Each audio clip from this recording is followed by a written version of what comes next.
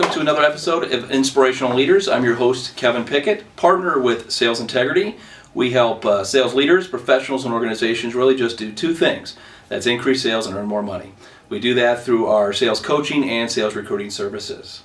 Well, I'm really excited today. Jason Henrichs is Managing Director with the Startup Institute is with us today. Thank you very much. Normally our format is kind of a sales one. Today we're flipping it upside down. We're going to do a little bit in the startup community. A lot of the folks that do watch our show are business owners. They're in that segment, and we feel this is a renowned expert in this area, so we'd love to get advice and information. Jason, welcome to the show. Thanks. Absolutely. Before we jump into the leadership part, can you tell us a little bit about the Startup Institute and what you guys do? Sure. Startup Institute was founded 2 years ago, and it's a spin-out from Techstars in Boston. And we had the realization that, it's no surprise, starting a company is very hard. And there is a lot of institutional support for founders, great places like Founders Institute, Starter League, a lot of advisors. And there is great support for companies, programs like Y Combinator and Techstars. But a really important part is actually the middle section, the people who are actually doing the work and leading the work. And working in a startup is very different than working in a large organization or academia or a nonprofit.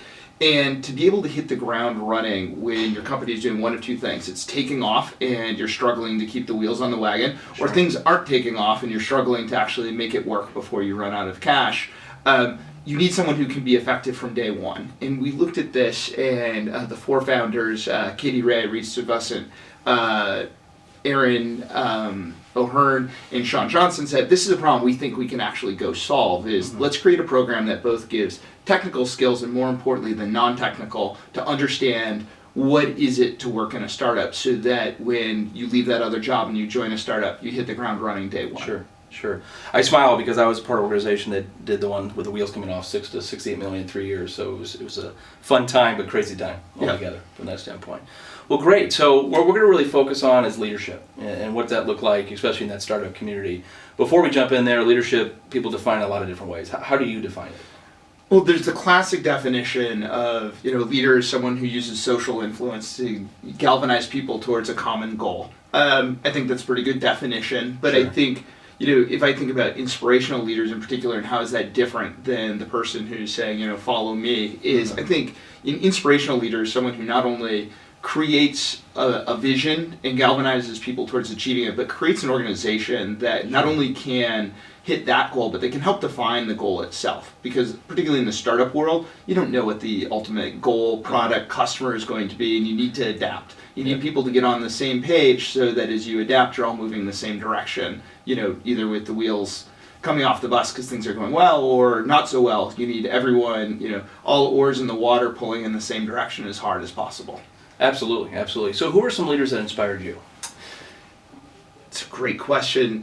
Marvin Bowers, one of my absolute favorites. He is one of the founders of McKinsey, and he wrote a great book called The Will to Lead. And even back in the 1930s, he was one of the first to really recognize it's not just about being a leader to have the direction and the vision, but to create a network of leaders. So he's really high on the list. Abraham Lincoln, someone who wasn't afraid to have, adverse opinions presented, but at the end of the day, make a hard call.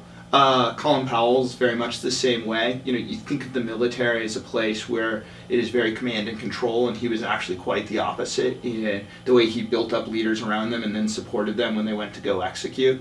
And then probably less popular in this market is Aaron Rodgers. Actually is a phenomenal leader. There's a great article in Sports Illustrated when he was taking over from Brett Favre that's just a really interesting read on when they were going through those complex negotiations, how he kept his ego in check and kept the team held together when one of the greatest quarterbacks of all times was retiring and looking to leave, and all the adversity that came with that. No, absolutely. I mean, leadership among a lot of organizations varies at different levels. When you're in a startup and you're growing and people are looking for that leader, is it typically the founder or is it somebody else in the organization? It can be the founder. There's a lot of pressure on founders to be the leader, and not all founders are cut out to be great leaders. Not all leaders are cut out to be great founders. And I think the startups that are the most successful are the ones that recognize being the founder doesn't mean that I'm necessarily in charge. And for the leader or the CEO to recognize I might be the CEO, but I'm not necessarily in charge. I need to build up other leaders around me in order to succeed. Sure. So when looking into startups, I mean, is there a single challenge or leadership challenge you see in the ones you guys work with or talk to? I mean, is it common among others? I think one of the biggest challenges to be a startup leader today is the mythology that's been created around what is it to be a startup.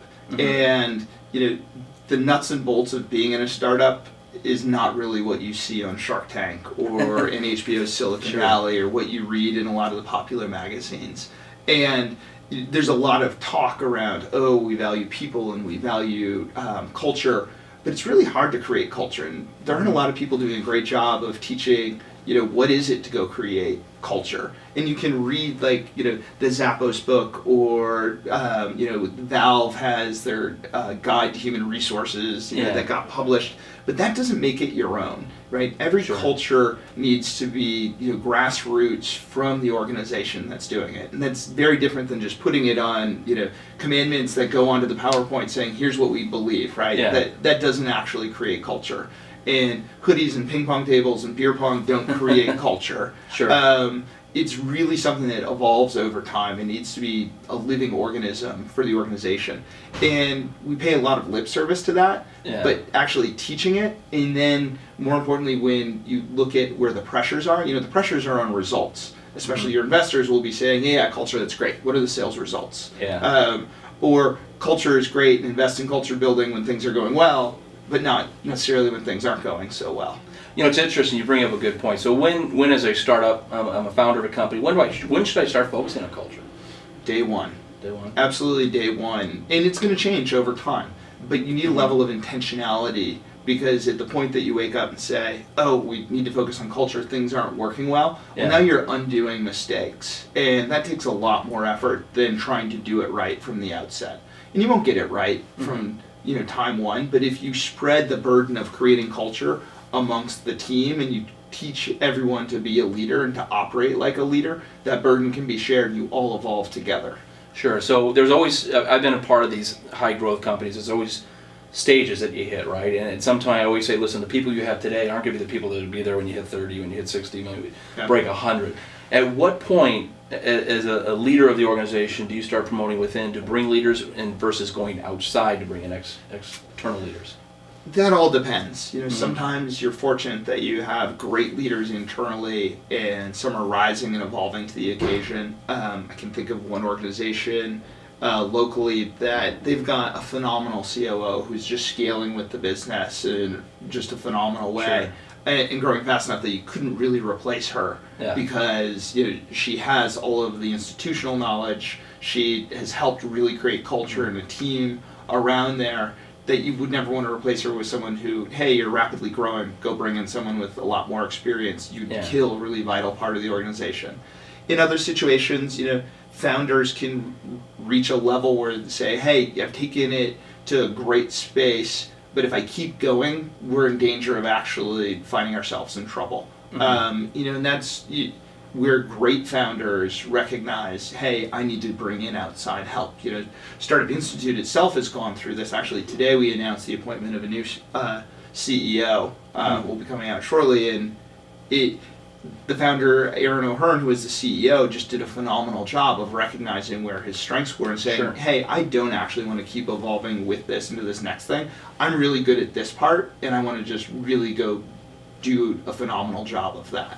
Well, I think it takes a lot from a person and a founder and a leader to make that decision, because it's not an easy one. When do I need to turn the reins over to somebody else?